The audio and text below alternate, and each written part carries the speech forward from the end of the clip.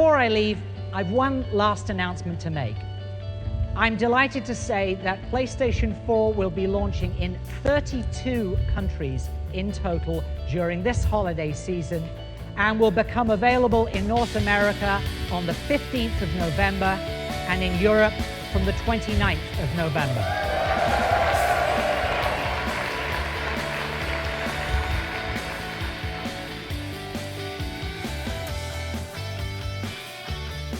Welcome to our first Waffle Tech podcast. My name is Justin Valero. I'm the editor-in-chief of Valero Tech at .blogspot.com. Over here, we have Diego Crespo, editor-in-chief of the Waffle Press blogspot. So, this is going to be the first of a series. Every Monday, we'll be releasing a panel of people who are interested with Diego and I, who will talk about tech, movies, gaming, things that relate to where Waffle Press and Valero Tech collide. So the first thing that we want to talk about today is the next-gen console war. The PS4 is coming out in 5 days, and the Xbox One will be releasing November 22nd. So today we're going to talk about what are our expectations. What do we want from these next-gen consoles? So what do you guys think? November 15th is right around the corner. Are you picking up a PlayStation 4? Are you picking up an Xbox One? I am not, because I'm not really interested in any launch titles except for Dead Rising 3. I think they both have their limits and their pros and cons, but right now I've got nothing that's really convinced me to buy one at launch. I'm just a more casual gamer, I guess you'd say. So, and you and I we're gonna be picking up a PlayStation 4, but yeah, and not only that, but also afterwards, I'm probably gonna pick up an Xbox One just because I have a Windows phone, I have everything else, I have a Windows 8 computer. Just to get it to complete my collection. But what makes you want? For instance, I'm getting a PlayStation 4 not necessarily because I'm really crazy about the games, because I don't really think there's been a lot of launch titles in general over the course of history. I mean, this is the 7th or 8th generation of consoles. I lost count. I haven't been around that long. I don't think there's been a major launch title. I mean, Super Mario 64 comes to mind, or Halo comes to mind. I mean, a lot of games that we think about that were launch titles weren't really launch titles. Gears of War, for instance, came out a year after the Xbox 360 came out. When you look at the PlayStation 3, you had things like Resistance: Fall of Man. When you look at the PlayStation 2, you had Fantavision and Tekken Tag Tournament. The original Xbox did have Halo. They had Project Gotham. Surprising thing is, actually, everybody thought Halo was going to flop there. Yeah, they did. So no one really considered that one really to be a big one, and it just so happened to be like one of the greatest games ever to be made. So the brakes could be set. Who knows? Killzone could be great. Maybe Rise: Son of Rome could be a fantastic game of the year. It could be the next big franchise. Yeah, and who knows? Even that could be like the greatest game ever made. Okay, let's not push it down. Okay. Oh, I'm sorry, All right, we'll see. Okay, I don't know about that. Crazy. I love Mark Cerny, and I think he's had more time being the architect of the PlayStation 4 than he had on NAC. Even though we've both played NAC, and I really think it's a fun game. I don't think it's going to be pushing next-gen hardware. I don't think it's going to be something that you brag to your friends, but it just was a fun game. I'm not going to lie, it was very addicting. Like, I got onto it, and I know that we... And you died like 7 times. You know what? Well, that's something new for him, though. Yeah, but no. But the thing is that as you were playing and everything like that, it was a new kind of game structure and everything like that. But not only that, it was one of those games where you were learning. There was a mild learning curve on it. But I mean, I didn't know that a missile would automatically kill you if it hits you in the right spot. Exactly. Who knew that? But I mean, so I had to keep learning. You didn't know you would die if a missile hit you? Because I got hit by a missile. It tends to usually end lives. But no, I got hit by a missile earlier in the game and it didn't kill me, and then when I got hit again, never mind. But that's not the point. Okay. The point is that the games could be good. There are some games that are underdogs that might blow us away. I really think we might be surprised. I think what you're buying right now when you're buying a next generation console is you're buying the idea of a next generation console. You're buying the idea of, what these consoles have to offer. For instance, you have the Xbox One that really wants to be this Trojan horse, and I don't even think it's a Trojan horse anymore. I think they just blatantly want to be the center of your living room. The only thing with the Xbox One is that they want to be the only box, but in retrospect, you need like 5 or 6 different boxes for it. I know you. Well, that's the thing that I wasn't really sold on, and I know it's a difficult thing because of the way the cable company infrastructure is. Yeah. You need the Xbox One, the only box you need, except for the cable box that you need to attach to it, and the external storage because the 500 gigabyte hard drive is removable, and some of these games, Call of Duty on Xbox One is 39 gigabytes of required memory. They better have like a boatload of additions to that franchise. And in all fairness, Killzone Shadowfall, what is this? It's 45 gigabytes required to play this game on the PlayStation 4. I think NAC is 37 or something like that. Yeah, it's like, you're gonna fill that hard drive really fast. Mm-hmm. So at that point, you're better off just going for like a computer. well, Like, see, you isn't might that as well. that's the argument too? Is that when you're buying these consoles, you're really going up to par with what the computer software has been in the past couple of years. Gaming PCs right now can pull off these amazing graphical capabilities, but at the same time, not everybody wants to sit there in front of a 22-inch monitor. Yeah, but the thing is that with everything that's coming out with PC, including the Steam box, in which is totally customizable, it runs off Linux, it does everything else. They pretty much already said if you want the But I don't see Are we those things including the selling Steam for box? more than $600. I don't see the Steam box selling under $600. But the thing is that for those computer gamers and also for people that don't want to spend as much money as $500 on it, the Steam box can range from $99 to the $500, and it just depends on your. I don't think you can have a reasonable. The Ouya is $99. I don't think you're going to be able to pull that off. But that's indie games. That's a $99 console that gives A you $99 console will not play Half-Life 3. Hey, that's what will get me interested in the Steam box. Half-Life 3. If they release a Steam box without a Half-Life 3 announcement, I'm But done. let's get back to what the PlayStation 4 and the Xbox One are. These are going to be the next ones that are coming out in the next 2 weeks. What is it that we're expecting? I'm expecting to have a box that shows pretty graphics, that has pretty decent games, and we're probably not going to see something really revolutionary until about next year. I think Infamous Second Son is going to be a really interesting case. I think Titanfall looks amazing. Titanfall looks really good for Xbox One, but that doesn't come out till March. Destiny looks pretty awesome. Destiny I can't looks wait like to see the first Naughty Dog game on PlayStation 4. Well, we'll see.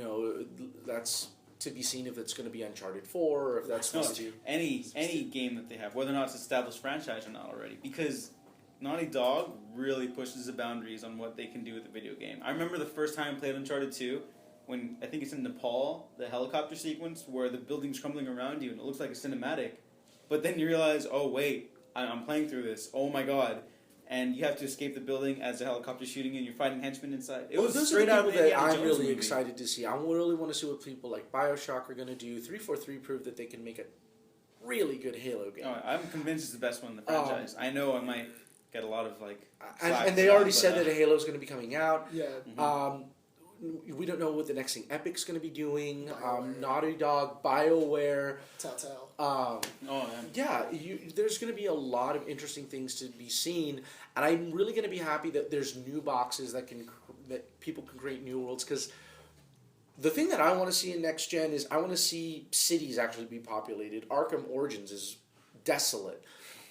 Grand Theft Auto, there isn't really even all that people, and that's supposed to be a bustling city. Well, for Arkham Origins' sake, it is supposed to take place at 11 o'clock at night to 1 p.m. In a metropolis city. If you've ever been to New York, it's supposed to be. apparently everybody in downtown that LA. game you can beat up that's on the street. Yeah, there are some citizens, and then I do kind of see. Well, that's my critique of that game. Is you're playing as Batman, but you never see anyone that you're actually protecting. Oh, there are many critiques with that game. That's a whole other Grand Theft Auto, thing. for instance, Yeah. you're playing you're supposed to be playing in a mock Los Angeles, and the traffic's great, because they just can't render that many cars.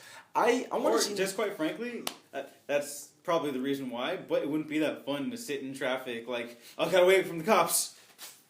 Yeah, but I don't. Damn it, traffic. But I don't believe the scope of what that game is. The scope is so big, but there was so much little to be populated in that game in terms of what it wanted to do. I still think it's a fantastic game. Compared to everything else, I mean, that's what I want next gen to do. I honestly do think that I want a believable world. Yeah, I think with the newer engines and the new everything else, I believe that the worlds will become fuller, and you can actually make believe that these worlds are real. This is why I was so disappointed when something like Watch Dogs got delayed, because Watch Dogs looked like it actually was going to try and push something new. Ubisoft had a really good track record of trying to do new things with next gen titles. They proved that the last generation when Assassin's Creed came out. And Watch Dogs seems to be the natural evolution of what they're doing.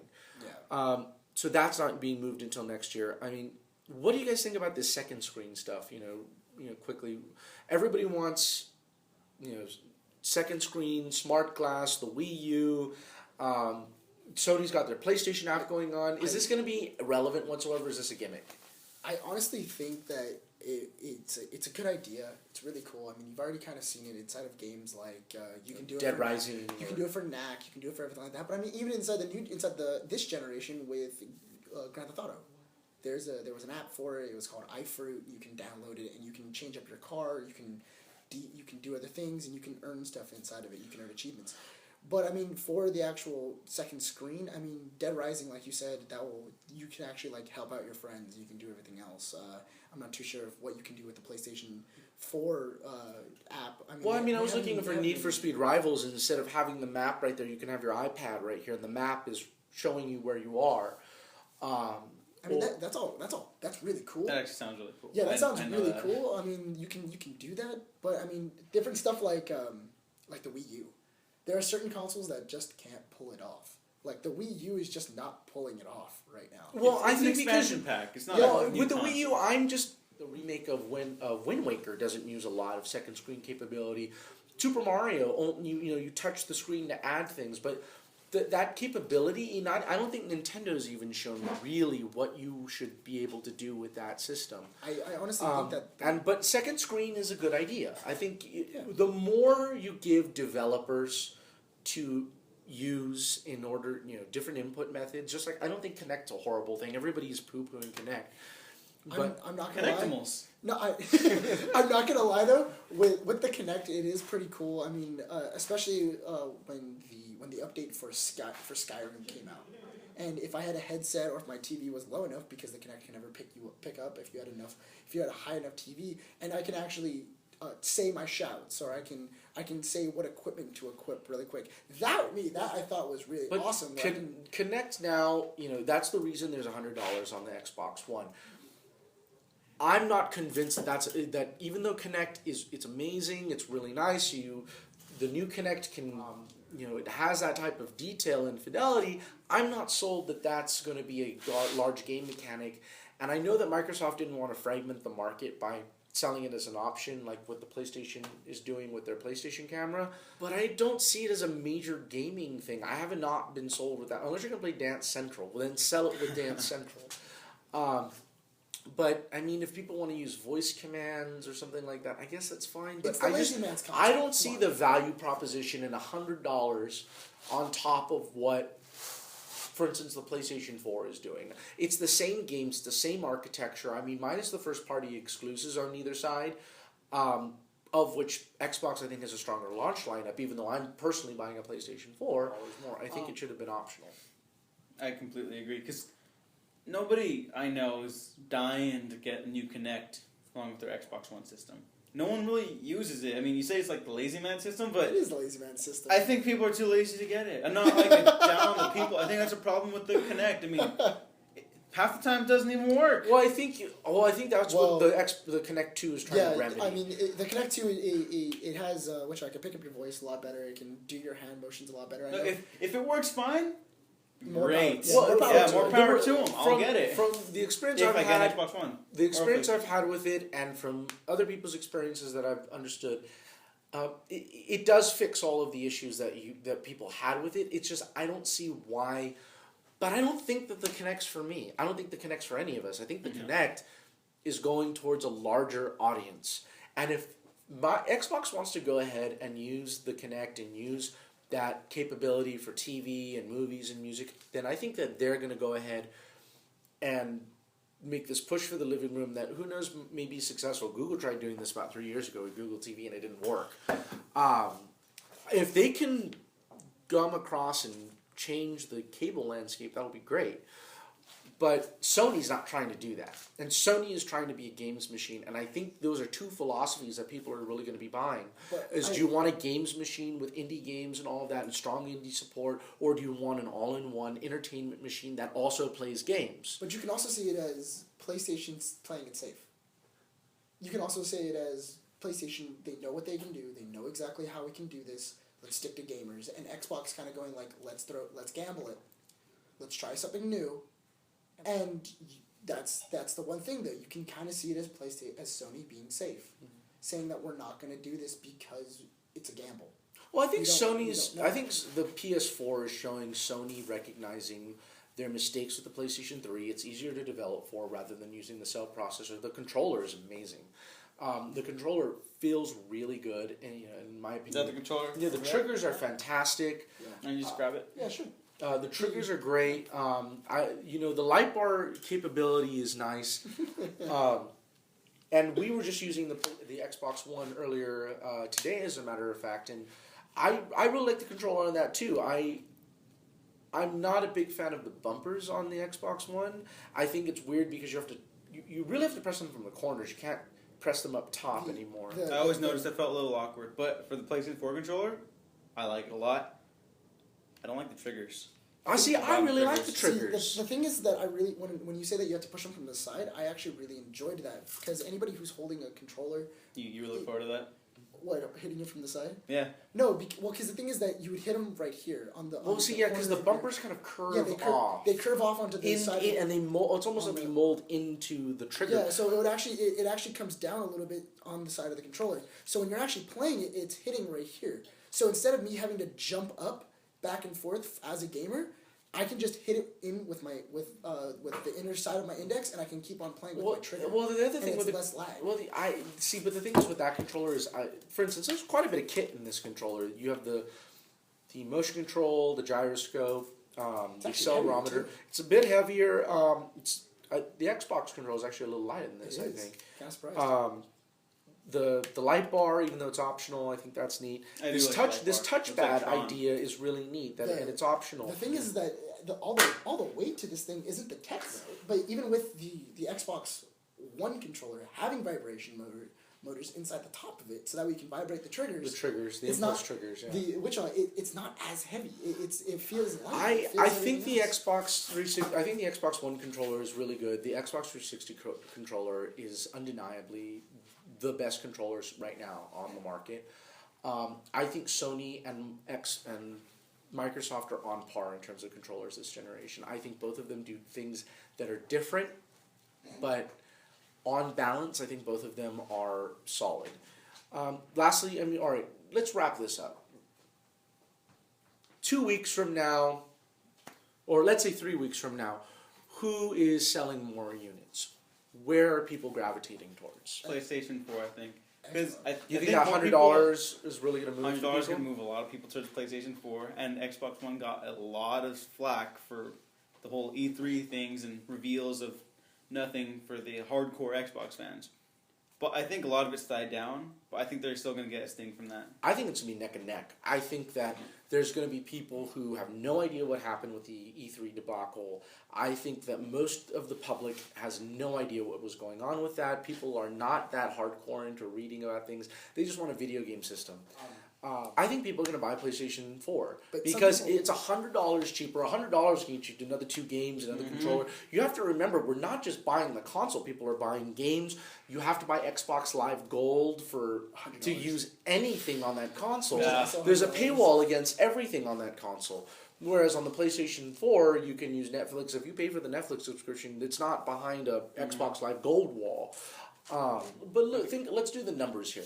You have an Xbox One that's $500, then $60 for Xbox Gold. Then you have, let's say you buy 2 games. Let's say you buy Rise and Forza. So that's another $60 a piece. You're going in upwards of $600. No more than that, almost $700. Whereas if you buy an PS4, you buy another controller, that's $460. You buy another game, that's $520, $580. So you're looking at $600 with taxes. Yeah, and most people, when they see like that comparison you just did to the PS4 to the Xbox One, they see the Xbox One, they're going to be done. They'll be like, no, I'm going to go for the PS4. Are people going to buy into the TV thing, I think, is the big thing. Because if they're pushing the TV thing, and if there's a demo unit that people say, Xbox, watch Sci-Fi Channel, and it changes it to Sci-Fi Channel, I think that's going to be really cool, and that could sell a lot of boxes. But for my money, I think they're going to be even. I think 2 different types of people are buying these systems. I think hardcore gamers are going to go PlayStation 4, and I think when you have the more mainstream public or the people who want a Call of Duty box are going to buy Xbox because they had an Xbox beforehand and they had no problems with it and they're just going to buy an Xbox again. I don't think the red ring things are going to cause any problems. It's happened a couple of years ago. You can buy an Xbox 360 now without any issue. I really think that for my money that they're going to be equal, but probably leaning in the position that PlayStation 4 will sell more by the end of 2013. To wrap all this up, Xbox One releases on November 22nd. PlayStation 4 is released on November 15th, just 5 days from now. If you guys are seeing this on Monday, that'll be this Friday. So, thank you guys for talking with us. There's going to be more discussions like this every Monday. We'll call this new podcast Waffle Tech from the Waffle Press and Valero Tech. Make sure that you go to valerotech.blogspot.com. Make sure to subscribe to us on YouTube. And you want to plug? Yeah, actually start following on the wafflepress.blogspot.com. It's actually 2 E's, the Waffle Press, so it's fancy. And next week we'll maybe talk about movies, throwing some movies in here instead of just tech. I think we'll also be mentioning what happened with the PlayStation 4 launch. We'll have one in studio, and then we'll also go over with some of the movies, some of the Blu-rays that you can throw on top of it. Absolutely. Oh, I have a list for you, sir. Oh, fantastic. Well, thank you guys for watching, and we'll definitely be seeing you guys soon. All right.